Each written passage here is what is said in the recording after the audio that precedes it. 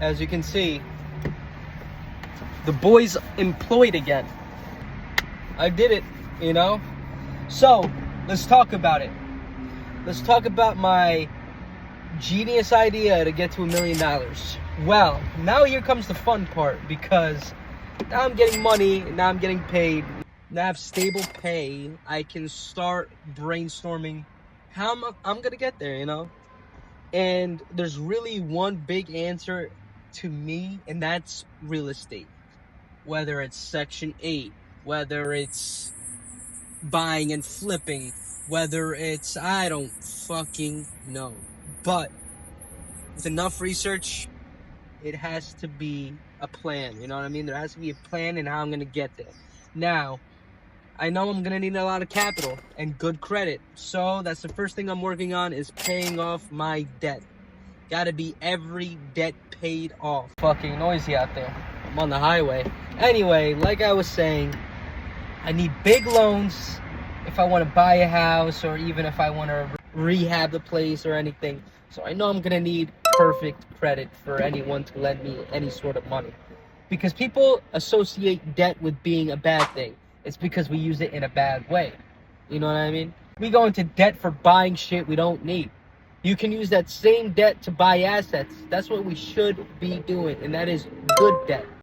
Anyway, so like I was saying, I gotta save up. I actually just created a spreadsheet that I will share. I will share it to better manage your money. You know, people say, I don't have enough for this, I don't have enough for that. Have you plugged it into like Excel and had graphs and shit to help you? Have you just said, fuck it, every paycheck you just pay off shit before paying yourself? There's very small habits that you can enforce into everyday life to increase the amount of money you have. Cut off expenses that you don't need, because this is the time you need to save up, and this is the time you need to build yourself up.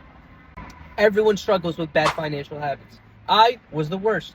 I was paying my whole check before I even got it.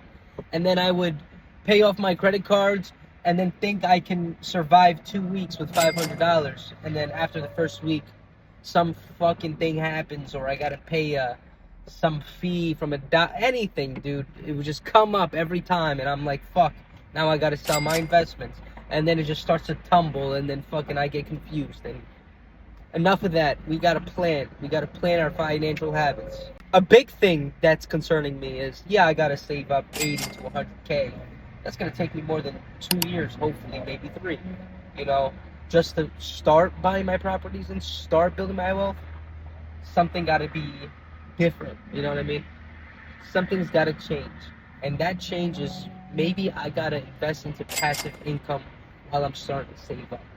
That way I can generate a couple or a handful of ways to create passive income while saving up money, and that way I can get to that 80K quicker than just saving up regularly. Saving up money is not going to make you rich. It's what you do with that money that makes you rich. My Bible here, you know, I read it at lunch, I read it after work when I'm lounging like this and finish my work early.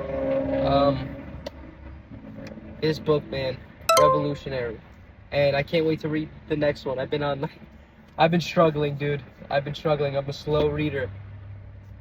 But, like this book said, stop planning for small businesses. Like, the amount of months that I've just researched small businesses but not attempted to do is what's killing me. The more I do and take action and try something, the more experience I get. There was a study that was explained in this book. It was like, there was a photography class, and the professor split up the class into two. One half of the students were assigned to generate as many pictures as they can, and that's how they got graded. The other half was told that they needed one perfect picture. Now, if I told you this, which group do you think had the best picture towards the end? No brainer. I just assumed that the group with one picture that they needed to perfect had the better picture. You know what I mean? They had to focus on one thing, you know? Instead of procrastinating and trying to do other shit, they had one fucking picture. How can you fuck it up? And I'm wrong. the group that had to take the most amount of pictures had the better quality pictures. Why is that, you might say? Is because they played with the exposure, they played with shadows and settings on the camera that gave them experience to better take a regular photo. While the other side of the group just had to take one picture and they tried, manipulating it or something. The group that had the most experience had the best pictures. That made me think. I'm like, damn, this whole time I'm juggling through 150 to 200 ideas for a small business, and here I am fucking it up. Not beginning is what's hurting me more than researching different other approaches, So that stood out to me tremendously, because it's said in the book why people do that is because they're afraid of failure. And I'm gonna be honest, not like I'm afraid of it, I'm sick of it. You know what I mean? I'm sick of devoting 3 months of my time and fucking hitting a road bump, and then I'm fucked, and then I give up. Drop shipping, for example, I made $1,000, tried making another store, it failed. Another store, it failed. I failed like 2, 3, and then I said, fuck it. Just because I got lucky and successful once doesn't mean that I should just abandon it, And I think that's another way to generate money. I have this experience of creating Shopify stores and websites and doing the Google ads, Instagram ads. I can learn TikTok ads. It can't be that different from the other ad groups, like Facebook and Instagram. So I have these insights. I'm going to start calling companies that have shitty websites and no internet presence in the area. I'm going to offer them my services. Why not? I got the time. Making a website is the easiest it's ever been nowadays because of AI. So I'm just going to reach out. Hey, I'll do your website for $300, $400, $500. What is that going to take me? 2-3 hours of my time? What the fuck am I doing here? You know what I mean? I'm wasting time. Let me get to it. Because this is a road to $1 million. And it comes from real estate and assets and creating different methods of passive income. That's how you get $1 million. There was one famous saying in that book, The Richest Man of Babylon. That's a good read too. I read it. Hey man, I'm a reader now. So in that book, it says, you don't judge a man's wealth of what they have. You judge a man's wealth of how many streams of income he has. And that's fucking genius. Obviously, there's people, fucking CEOs, that are rich off of one position. But actually, what else do? They invest into stocks. They buy into real estate. Bill Gates owns fucking half of America's farmland, along with China. Besides the point, the rich just get richer. Why? Because they take their money, even if they're making millions at their one job, they just keep investing it, flipping it, investing it, flipping it. They have infinite numbers of passive income. That's the goal.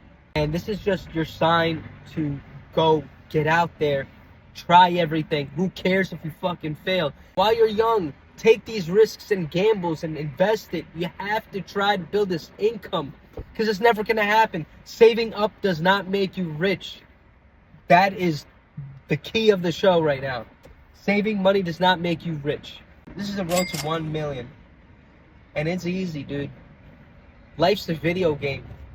To all my gamers out there, whoever plays Jesus Christ. That's what made me like, fuck, dude. Like, I'm good at all these fucking video games. Life is a video game. Making money is a video game. Creating businesses, flipping is a video game. How many times have we been broke in video games? More than ever, we've been rich. You know what I mean? Because we grind. We grind on fucking video games rather than real life. It's sad. It's a sad reality, but let's lock the fuck in, boys. We got this. To anyone out there, my entrepreneurs, we got this. You just gotta crack the code. You gotta practice good habits. You gotta master life itself before you make millions, before you generate this wealth. You gotta focus on you first. Build that foundation. Build your character, build the confidence. You hear stories all the time. Why can't those stories be you? You guys bleed the same blood. Everyone has the same chances, equal opportunity. I don't care who you are or where you're from. Everyone has the same 24 hours. I can find you a fucking story of someone that was dirt poor, broke on the street, became millionaire because he did some elaborate thing that, generated this wealth. He thought smart. And then people read about it in the paper, like, oh, look at this guy. Good for him. Could be you too. It's not he got lucky. People mistake luck for hard work. You know that, right? Your hard work makes you lucky. You don't just fall with $15 million. You gotta work for it, dude. You gotta work for your luck. If you feel like you're unlucky, you feel like life's against you, work harder, man. Maybe God put this in front of your path just to show you how tough you are, People gone through worse. People conquered worse. People went through worse. People succeeded in worse environments, So this is a wake-up call for everyone. Even myself. Let's get it.